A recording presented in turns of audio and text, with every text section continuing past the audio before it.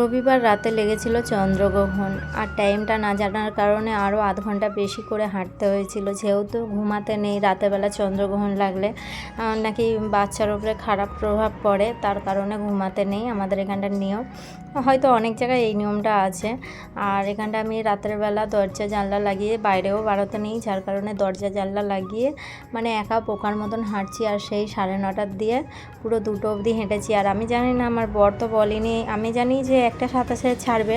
ও আবার মানে বাংলা ক্যালেন্ডার রয়েছে ফোনেতে, সেটা দেখে বলে 2টোর সময় ছাড়বে পুরো গ্রহণ। তার কারণে রাত 2টো অবধি জেগে থেকে মানে অনেক কষ্ট হচ্ছিল, তাও কিছু করার নেই। নিজের জন্য ভাবলে হবে না, তার জন্যও ভাবতে হবে। আর গ্রহণটা খুব একটা ভালো জিনিস নয়, তাই মনের ভেতরে ভয় থাকে। আর এখানটায় আমার ছেলেও ঘুমিয়ে পড়েছে, ওর বাবাও ঘুমিয়ে পড়েছে। ওরা রাত 11টা অবধি জেগেছিল, যেহেতু ফোন দেখছিল, তারপরে ঘুমিয়ে পড়েছে। কিন্তু আমার ঘুমেতে চোখ জুড়ে আসছিল, কিছু করার নেই, নিয়ম তো মানতে হবে। তারপরেও সকালবেলা উঠে রান্না ছিল।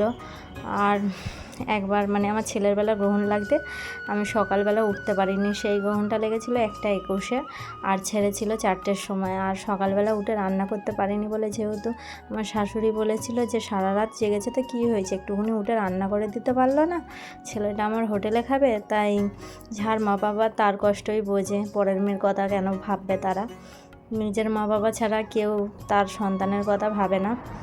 তা যাই হোক, এখন সকালবেলা উঠে যত যা একটু বাসন ছিল, রান্না তো হয়ে গেছে, একটা তরকারি আর ভাত করেছি। তাই সকালবেলা আর কিছু বেশি কিছু করিনি, এমনি সারা রাত ঘুম হয়নি ভালো করে।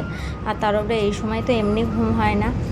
তাই সকালবেলা যত বাসন ছিল, এটো কাটা বাসন ছিল, জলের বোতল টোতল জল টল ফেলে এই কাপড়গুলো ভিজিয়ে দিলাম। এবারে চা